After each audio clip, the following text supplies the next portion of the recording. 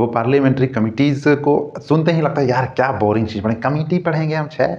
लेकिन यकीन मानो पार्लियामेंट्री कमिटी का रिलेवेंस जैसे समझोगे, जैसे ही कनेक्ट करोगे पार्लियामेंट से या फिर पूरे सरकार के कामकाज से या फिर पार्लियामेंट्री कमिटी के रिलेवेंस को ही नहीं बल्कि उसके केंद्र बिंदु को समझोगे कि what exactly parliamentary committee is, तो आपको समझ में आएगा यार ठीक है ये बहुत ही अच्छा चीज़ है और आपको फटाक से फिर बोरिंगनेस से इंटरेस्टिंग लगने लगेगा immediately. So basically parliamentary committees हमारे देश में बनाए गए, देश में क्या मतलब संविधान में प्रावधान है लेकिन सीधे तौर पर नहीं है, किसी भी आर्टिकल में सीधे तौर पर पार्लियामेंट्री कमेटी के बारे में नहीं किया गया कि लेट्स से आर्टिकल 5 या 7 में पार्लियामेंट्री कमेटी होगा, just for an example, because 5, 6, 7 में तो वो सिटीजनशिप है। तो बेसिकली मैं कहना जो चाह रहा हूँ कि पार्लियामेंट्री कमिटीज़ को गठित करने के पीछे उद्देश्य क्या था, सबसे पहले ये समझते हैं। तो जैसा कि पार्लियामेंट हमारा एक बहुत बड़ा निकाय है ना, संसद अपने आप में बहुत ही बड़ा है और संसद के कई सदस्य हैं, कई सदस्य क्या मतलब 550 इधर और 250 उधर, लेकिन उसमें भी नंबर कम है, तो 545 और 245 का आंकड़ा है राज्यसभा और लोकसभा में।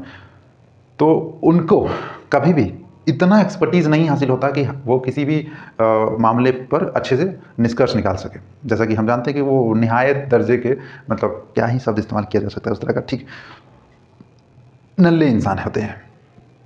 अपने नेतागण के लिए ऐसा शब्द इस्तेमाल करते हैं नहीं, तो महा बगलोल किस्म के इंसान होते हैं, चाहे वो फिर प्रधानमंत्री की कुर्सी पर ही क्यों ना बैठा हो। हमें आइडियलिज्म का शौक है, इसलिए हम प्रधानमंत्री को कभी भी ऐसा सोचेंगे भी नहीं। ठीक है, बहुत अच्छी बात है, हम प्रधानमंत्री की पूजा करते हैं, जय जय जय प्रधानमंत्री, जय जय जय। मगर उस प्रधानमंत्री ने देश की बेड़ा गर्क किया है पिछले 70 सालों से, चाहे जो भी प्रधानमंत्री की कुर्सी पर बैठा हो। निश्चित रूप से मैं उसके किए गए कार्यों की अवहेलना या फिर जो भी डेवलपमेंटल काम आज तक के प्रधानमंत्रियों ने या फिर क्या कैबिनेट ने किया है उसकी अवहेलना नहीं कर रहा हूँ, लेकिन ये जानने की ज़रूरत है कि उसका वो करना उसकी मजबूरी थी, ज़रूरत नहीं, उसकी बाध्यता थी, अपनी सुरक्षा से नहीं किया उन लोगों ने। तो लोकतंत्र में कुछ दिखावा करना पड़ता है, बाकी स्वार्थ कूट कूट के भरा था बाकी सभी नेताओं में। रही बात कुछ इनिशिएटिव की, तो उन्होंने लिया होगा, किया होगा डेफिनेटली, लेकिन जिस स्तर का डेवलपमेंट हमारे भारत देश में चाहिए था वो सिर्फ और सिर्फ पॉलिटिकल पार्टी की नीयत पर छूटा और 90% गलती अगर हम कह सकते हैं तो पॉलिटिकल पार्टीज़ की रही। और जनता तो हमेशा से बेबस रही है, जनता की बात मैं नहीं करूँगा, जनता इधर बहाओ तो इधर बह जाती, उधर बहाओ तो उधर बह जाती, सब ठीक है, जनता की गलती तो हो ही नहीं सकती। जनता तो एकदम सीधी सादी भोली भाली चीटियाँ होती हैं जिन्हें मसला तो नहीं जा सकता लेकिन कुचला तो जा सकता है, ठीक है।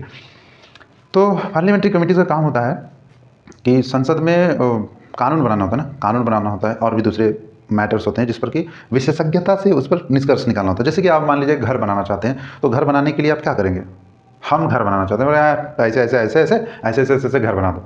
हम तो नॉर्मल आदमी, ना हमको नक्शा निकालना आता है, ना पिलर कितने दूरी पर जाएगा वो आता है, ना ही कितने इंच का बीम पड़ेगा वो नहीं आता हमको, घर का इंटीरियर डिज़ाइन कैसा होगा वो नहीं आता हमको, कैसे कम बजट में कितना अच्छा घर बन सकता है वो नहीं आता हमको। तो हम क्या करेंगे, हायर करेंगे एक इंजीनियर को, सिविल इंजीनियर। तो सिविल इंजीनियर क्या है कि कंस्ट्रक्शन का आइडिया होता है, उसने 3 साल 4 साल उसी सब्जेक्ट में विशेषज्ञता करी है, तो वो क्या करेगा, मुझे हेल्प करेगा और मेरा घर एक ठीक ठाक बजट में बहुत ही बेहतर बन के आएगा। भले उसका एक छोटा सा फीस मुझे उसे देना पड़ेगा, लेकिन उस फीस के देने के बदले मेरा घर बहुत अच्छा बनेगा 50 सालों के लिए, है ना। तो उसी प्रकार से जब कानून बनाते हैं तो कानून बनाने के पहले विशेषज्ञों की अनुमति लेने और उसे संसद में प्रस्तुत करने की जो कलाकारी है वो पार्लियामेंट्री कमेटी है। पार्लियामेंट्री कमेटी की क्या होता है ना कि पार्लियामेंट्री कमेटी जैसे मान लीजिए फॉर एग्जांपल कि पार्लियामेंट्री कमेटी में पीएसी पब्लिक अकाउंट कमेटी होती है। अब इस कमेटी में टोटल 22 मेंबर होते हैं, तो 22 मेंबर में 15 लोकसभा से और 7 राज्यसभा से। तो विशेषज्ञ कहाँ हैं, विशेषज्ञ तो नहीं है। हाँ, निश्चित रूप से सदस्य ये जो कमेटी है उसमें उसी संसद के ही लोग होंगे, लेकिन ट्विस्ट कहाँ है, ट्विस्ट है कि इन कमिटीज़ के पास पावर होता है, ये किसी को भी समन भेज करके बुला सकते हैं। लाइक किसी भी पर्टिकुलर फील्ड में इन्हें अगर पूरा एकदम एनालिसिस चाहिए, जानकारी चाहिए विशेषज्ञता के साथ, तो उस फील्ड के सबसे अच्छे विशेषज्ञों को बुला लेंगे और उनसे सलाह लेंगे और वो मना नहीं कर सकता, निश्चित रूप से सरकार है भाई। तो पार्लियामेंट्री कमेटी का कुछ काम ही ऐसा है कि वो एक ड्राफ्ट तैयार करती है विशेषज्ञों की सहायता से, और फिर जब कानून बनाने का जो दूसरा चरण होता है उसमें स्क्रूटनी माने कि सुधार और अपडेट का बात होता है, तो वहाँ पे वो सदन में रखते हैं उस प्रस्ताव को कि इसमें ये हम चाहते हैं कि सुधार हो। और सिर्फ ऐसा ही नहीं कि कानून बनाने के समय, जैसे हमने पब्लिक अकाउंट कमेटी कहा, एस्टीमेट कमेटी कहा, ये सब मुख्य रूप से ऐसी कमेटियां हैं जो सरकार के खर्चों पर निगरानी रखती है। और खर्चे पर निगरानी रखने का मतलब जैसे होता है ना, अक्सर हमने सुना कि इस बार 5 लाख करोड़ का बजट है, ठीक है 5 लाख करोड़ का नहीं, 2.5 लाख 3 लाख 4 लाख करोड़ का बजट है। तो 4 लाख करोड़ का बजट है, तो ये 4 लाख करोड़ जाएंगे कहाँ भाई, सरकार तो निष्कासित करेगी पैसा, अप्रूवल मिलता है ना, संसद का अप्रूवल मिलता है, तो संसद के अप्रूवल के बाद तो सरकार खर्चा कर देती है। अब खर्चा जो एग्जीक्यूटिव करती है तो उसका हिसाब कौन लेगा, उसका हिसाब सीएजी लेगा। तो पार्लियामेंट्री कमेटीज का क्या जरूरत है, सीएजी तो खर्चा करने के बाद जांच पड़ताल करती है। हालांकि पार्लियामेंट्री कमेटी भी खर्चा करने के बाद जांच करती है। लेकिन इस कमेटी का उद्देश्य यह है कि सीधे पार्लियामेंट में इनके पास विशेषाधिकार होता है कि इस पर विचार विमर्श कर सके, सरकार को उस सवालों के कटघरे में खड़ा कर सके। तो पार्लियामेंट्री कमेटीज़ का अपने आप में बहुत महत्व है। तो हम आज समझेंगे दो चीज़ें। पहली चीज़ कि दो तरह की कमेटी होती है, एक होता है स्टैंडिंग कमेटी और दूसरा होता है एड हॉक कमेटी, ठीक है। तो स्टैंडिंग कमेटी, पार्लियामेंट्री कमेटी दो तरह की होती है, स्टैंडिंग और ad hoc. Ad hoc committee और पार्लियामेंट्री, बार बार why I am repeating it, this is so vulgar. Okay, standing committee जो होता है वो ऐसा होता है, कितना, 1 ईयर।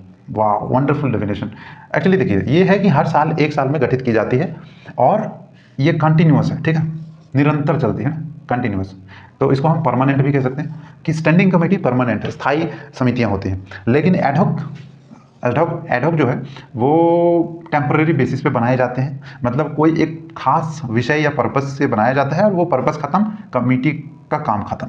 मतलब जो भी इसको टास्क दिया जाता है वो टास्क खत्म हो जाता है तो कमेटी भी खत्म हो जाती है। अब उसकी अवधि कितनी भी हो सकती है, 5 दिन से 50 दिन, कुछ भी हो सकता है या उससे भी ज़्यादा हो सकता है। इट डिपेंड्स कि उसने काम खत्म किया या नहीं किया। लेकिन इसमें ऐसा नहीं है, इसमें 1 ईयर का एक कार्यकाल होता है कमेटी का। उस कमेटी के सदस्यों को अपॉइंट किया जाता है या नॉमिनेट किया जाता है चेयरमैन या फिर स्पीकर के माध्यम से। ये जो चेयरमैन कौन है, स्पीकर कौन है, ये तो लोकसभा का हो जाता है, ये राज्यसभा का हो जाता है। तो राज्यसभा का और लोकसभा, जैसे कि यहाँ से 7 हमने बताया, इसमें 15 बताया, तो ये 15 जो है नॉमिनेट करेंगे कौन, इलेक्ट करेगा लोकसभा और ये इलेक्ट करेगा राज्यसभा। अब इसका जो चेयरमैन है इस कमेटी का वो चुनेगा लोकसभा का स्पीकर चुनेगा। इस कमेटी के जो फंक्शन है वो जानने लायक है, ठीक है। इसके बाद हम डिस्कस करेंगे कि इसमें कितनी प्रकार की कमेटियां होती हैं, ठीक है, कितनी प्रकार की। तो स्टैंडिंग कमेटी में हम देखते हैं कि पहला फाइनेंस कमेटी होता है, ठीक है, फाइनेंस कमेटी होता है। और फाइनेंस कमिटीज़ में भी 3 कैटेगरी, सब कैटेगरी में कमेटी होती हैं। जैसे कि पहला हमने बताया public account committee, PAC, public accounts committee. दूसरा होता है आपका एस्टिमेट कमेटी, प्रकलन समिति। और तीसरा होता है आपका committees on public undertaking, public undertaking का क्या मतलब हुआ भाई, अंडरटेकिंग मतलब अंडर से पब्लिक टेकिंग। नहीं यार, क्या बात कर रहे हो। जैसे कि PSUs हो गए, ठीक है, PSUs हो गए, जैसे कि बैंक्स हो गए, जैसे कि कोई और चीज़ हो गया जिसमें कि बेसिकली जो जनता के हित में पैसे खर्चे होते हैं, जो पॉलिसी बनती है जन कल्याण हेतु, उन सब का जांच किया जाता है इसमें, ठीक है। अब हम देखेंगे डिपार्टमेंटल स्टैंडिंग कमेटी जो कि 24 है। अब डिपार्टमेंटल स्टैंडिंग कमेटी है 24, ठीक है। अब ये 24 स्टैंडिंग कमेटी की अगर हम बात करें तो 17 तो पहले आपके थे 1993 तक, फिर 2004 में जो है सो 17 से संख्या बढ़कर 24 हो गई। और इन डिपार्टमेंटल जो कमेटी, उनका जो महत्व होता है वो जानने योग्य है कि ये जो है क्या करते हैं, अकाउंटेबिलिटी बना कर रखते हैं एग्जीक्यूटिव का, स्पेशली इन फाइनेंशियल मैटर, आर्थिक विषयों में या वित्तीय विषयों में ये उनकी अकाउंटेबिलिटी इंश्योर करते हैं, ठीक है। तो आप तो कह रहे थे कि पब्लिक अकाउंट कमेटी भी वही करती है, तो इसमें ऐसा विशेष क्या है। अरे बाबा, विशेष तो हमको भी नहीं पता। अच्छा ठीक है, इसमें क्या होता है ना कि हर एक डिपार्टमेंटल कमेटी में 31 सदस्य होते हैं, 21 लोकसभा और 10 राज्यसभा से। और मिनिस्टर किसी भी पार्लियामेंट्री कमेटी के लिए एलिजिबल नहीं होता, कि जैसा कि पार्लियामेंट्री कमेटी का उद्देश्य ही होता है सरकार को घेरना, मतलब सरकार को घेरना ही उद्देश्य होता है, या फिर पार्लियामेंट्री कमेटी का ये भी उद्देश्य होता है कि सरकार को असिस्ट भी करे ताकि वो अच्छे कानून बना सके, स्क्रूटनाइज कर सके, गलत कानून को बनने से रोक सके, ठीक है। ये सब चीज़ें हो गई। अब ये सदस्यों की बात अगर हम करें तो सदस्य 31 है, तब तो पूरा मिला करके देखा जाए तो सब के सब तो पार्लियामेंट्री कमेटी में आ जाएगा। तो सदस्य स्वतंत्र रूप से बचेगा, मिनिस्टर खाली बचे, है ना। अच्छा, इसमें सबका प्रतिनिधित्व होता है, सभी सदस्यों का प्रतिनिधित्व होता है, क्योंकि प्रोपोर्शनल रिप्रेजेंटेशन का नियम लागू होता है, इसलिए सभी प्रोपोर्शनल रिप्रेजेंटेशन समझते हैं ना। एक्चुअली होता ऐसा है कि जब हम डायरेक्ट इलेक्शन में जाते हैं तो हम एक बटन दबाते हैं और एक नेता को चुनते हैं। यहाँ पर ऐसा नहीं होता।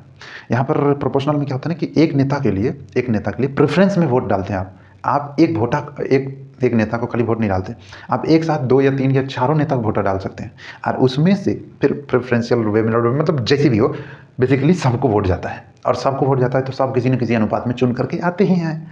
तो इसी तरह से सबको उसमें क्या कहते हैं, प्रतिनिधित्व मिल जाता है। किसमें भाई, समितियों में। और इन समितियों का जैसा कि हमने काम बताया कि सरकार को कानून बनाने में मदद करते हैं, सरकार से सवाल पूछते हैं, सरकार को चेक्स एंड बैलेंसेस की बात बताते हैं कि भाई इतना ज़्यादा पैसा खर्चा ना करो, सरकार के स्वास्थ्य के लिए हानिकारक हो जाएगा, नहीं तो अविश्वास प्रस्ताव पारित कर देंगे, नहीं तो हाँ। बहुमत एक बहुत बड़ी चीज़ होती है। हालाँकि पार्लियामेंट्री कमिटीज़ में भी देखा जाए तो अगर जो मेजॉरिटी ऑफ गवर्नमेंट होती है उसमें भी समितियाँ भी किसकी बनाई जाएँगी? उन्हीं की। हालाँकि हम अगर लोकतंत्र की बात करते हैं, विकेंद्रीकरण की बात करते हैं तो हर एक सदस्य की नीयत की भी बात कर सकते हैं कि every particular individual is independent. However there is political party consciousness definitely, however there is political pressure on those particular aspirant नहीं, कैंडिडेट नहीं, पॉलिटिकल पार्टी